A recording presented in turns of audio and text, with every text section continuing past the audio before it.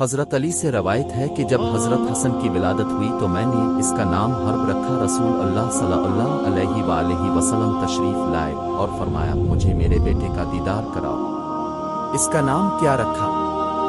हज़रत अली फरमाते हैं कि मैंने अर्ज़ किया, उसका नाम हर्ब रखा है। रसूल अल्लाह सल्लल्लाहु अलैहि वसल्लम ने फरमाया, नहीं, वो तो हसन।